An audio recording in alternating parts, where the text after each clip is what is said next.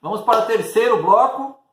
A gente finalizou o bloco anterior falando do estado de necessidade ofensivo e estado de necessidade defensivo. Tá? Nós vamos agora entrar nos casos legais de estado de necessidade. Existem casos que são casos tipificados como legais, desculpe. Tá? São casos clássicos, casos implicitamente conhecidos, que são efetivamente mencionados e são efetivamente notórios que são casos legais de estado de necessidade. Vou citar para vocês algumas questões aqui. Primeiro, aborto necessário. Tá? Do que nós estamos falando aqui, aborto necessário? Está no artigo 128, parágrafo inciso 1º do Código Penal. Lembro que eu falei para vocês outras vezes. Nós não chegamos no artigo 128. Estou citando um exemplo, um caso claro de estado de necessidade legal. Para vocês terem informação, do que se trata o aborto necessário? É quando não tem outra situação. É quando o aborto é efetivado, tá? Porque a vida da mãe e do feto está em perigo, ou seja, não existe outra possibilidade, tá? Porque o feto já está efetivamente sem quase condições nenhuma, e se não for feito o aborto necessário, tá? Pode morrer os dois, o feto vai a óbito, mas pode morrer a mãe também. Ou seja, para resumir, o aborto necessário é quando é necessário eliminar, desfazer aquela gestação que já está praticamente desfeita, para ainda salvar ou tentar salvar a vida da mãe. Tá? Então, por que necessário? Porque ou faz ou morre os dois. Porque um já foi, ou um já está indo. Tá? Então, o aborto necessário, e nesse caso, é um aborto legal. Ok? Vamos lá. O ingresso autorizado por flagrante delito. Isso aqui é a clássica entrada na casa alheia. Vou entrar na casa alheia sem autorização, né? Aí quando tiver acontecendo um crime na casa de alguém, tá? Naquela dependência, vai acontecer um crime, o cara tu tá vendo que vai dar uma facada, ou um tiro no outro. Então a pessoa invade, tá? Vai se autorizando na casa de alguém para evitar ou tentar evitar que o crime aconteça. É um estado de necessidade legal, tá? Porque é para evitar um mal maior. Nesse caso, sim, trata-se de um caso de estado de necessidade legal, tá bom? Bom, vamos agora abordar, pessoal, uma questão que eu trouxe para vocês. Referente ao estado de necessidade, marque a opção errada. As assertivas que se apresentam para nós são as seguintes. Não pode alegar estado de necessidade quem tinha o dever legal de enfrentar o perigo. Falei para vocês no vídeo anterior. O agente público que tem que entrar numa favela é um estado de perigo? É. Mas ele não pode alegar, não, por estado de necessidade, eu não vou entrar porque eu estou correndo risco. Não tem como. Tá? Ele sabe, ele está ali com essa função. Eu não estou dizendo que ele tem que entrar na frente de um revólver e dar um tiro na cabeça. Estou dizendo que ele não pode alegar estado de necessidade se ele tem o dever de enfrentar essa situação. Tá? Então a assertiva A está correta. A assertiva B nos remete à seguinte opção. Embora seja razoável exigir-se o sacrifício do direito ameaçado, a pena não poderá ser reduzida. Pessoal, falamos antes, ao contrário. É a mesma situação.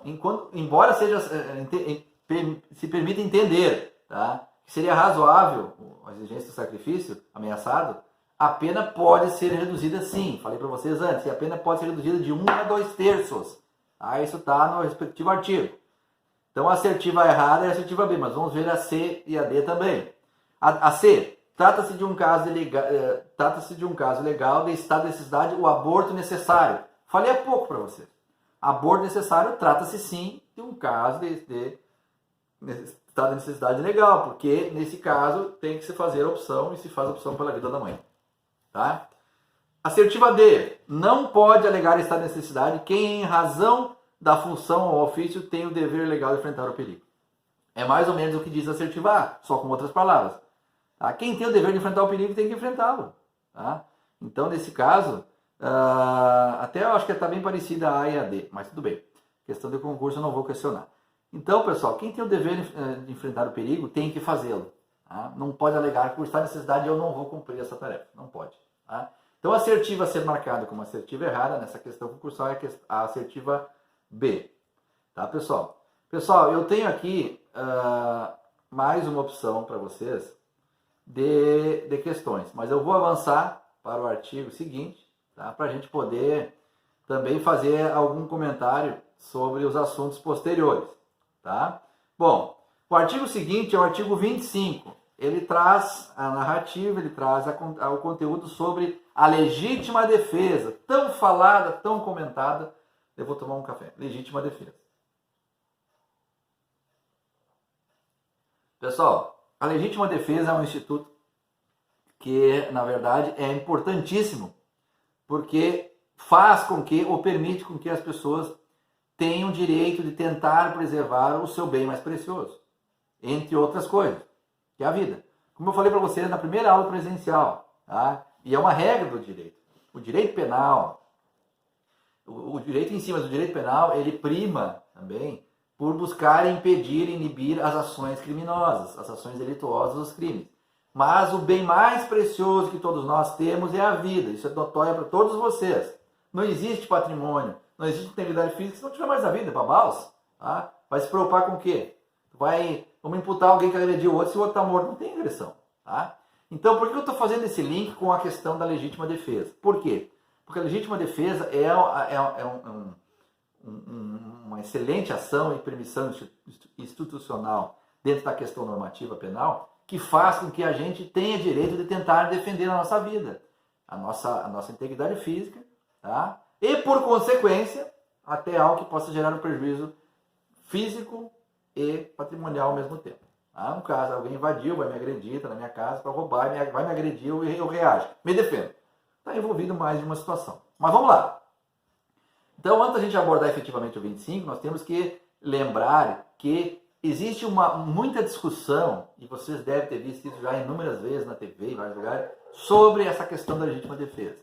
Por quê? Porque existe centenas, milhares, dezenas de milhares de situações que vão a julgamento em que toda vez o criminoso alega: eu fui legítima defesa. Sendo que, em muitos dos casos, é impossível ser legítima defesa. Mas, professor, por que o senhor está falando isso?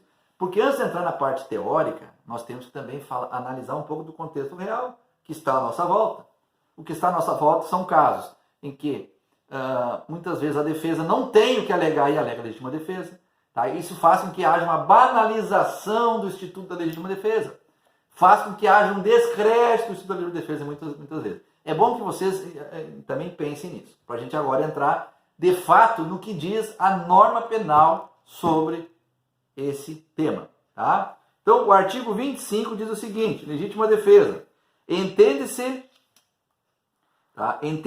em legítima defesa quem, usando moderadamente dos meios necessários, repere injusta agressão, atual ou iminente, a direito seu ou de outrem. Tá? Então, nós estamos falando de quem está na iminência de uma agressão, quem está na iminência de ter sua vida ceifada ou algo do gênero, repere injusta agressão, a si ou a de outrem. Tá? Então não precisa ser só a mim, não precisa só a minha, não precisa ser individualmente só a mim que esteja sob uma conduta de ameaça ou de vida em perigo. Pode ser também do meu filho, de alguém que tenha relações comigo, então de terceiros. Tá? Bom, mas então vamos para o que nos diz o material. A legítima defesa, pessoal, de acordo com o Código Penal, tá? Ela ocorre quando a pessoa, em defesa própria de terceiros, ela utiliza moderadamente de meios necessários para repelir injusta agressão. Por que essa palavra moderadamente eu já falei 3 vezes? Vou explicar para vocês.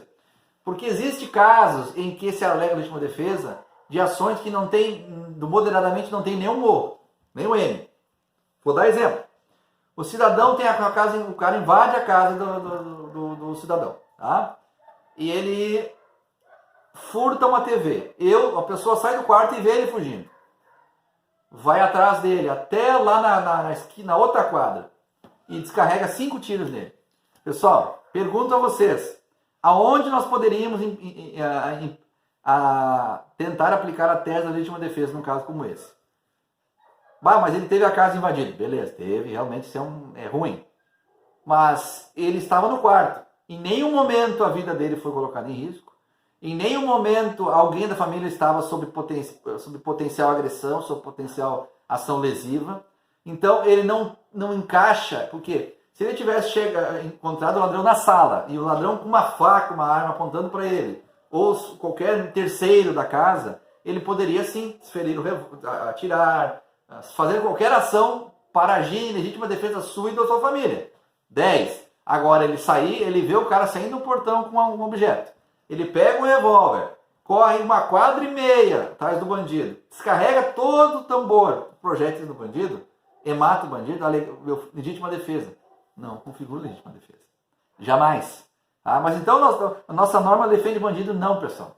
Por isso que eu estou fazendo o grifo com vocês. É quando a pessoa, em defesa própria de terceiro, age moderadamente para repelir injusta agressão.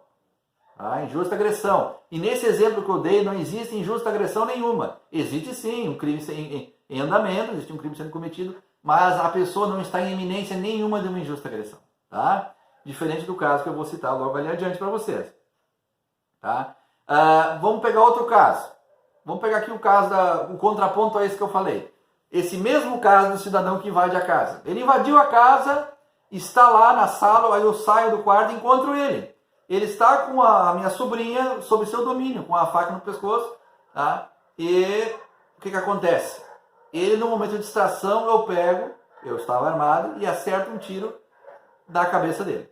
No momento de distração dele, ou um tiro na cabeça, porque daí senão ele poderia esfaquear a minha sobrinha. Acerta um tiro na cabeça dele. Dei um tiro só. Poderia ter descarregado o revólver. Tá? Então é o seguinte, eu agi em legítima defesa, agi. De terceiro. Mas havia uma eminente agressão. Tá? Ele poderia em qualquer momento enfiar a faca no pescoço da minha sobrinha e matá-la. Eu agi defendendo a minha sobrinha, que é um terceiro, tá? Mas automaticamente não pode também deixar de se avaliar que também há por tabela a mim, né? E uma injusta agressão, mas agir moderadamente. Mas professor, moderadamente com um tiro na cabeça, analise comigo. Se não fosse moderadamente, ele teria dado um tiro na cabeça e lá dado mais 12, 8, 7 para descarregar, para garantir que estava morto. Isso seria considerado excesso. Se tu quer repelir uma injusta agressão, tu não precisa descarregar um revólver. Um tiro na cabeça, ele já estaria deitado, ele já não faria mais nada. Portanto, essa é a diferença do agir moderadamente para o agir com excesso na legítima defesa. Tá? Pessoal, já voltamos no próximo bloco.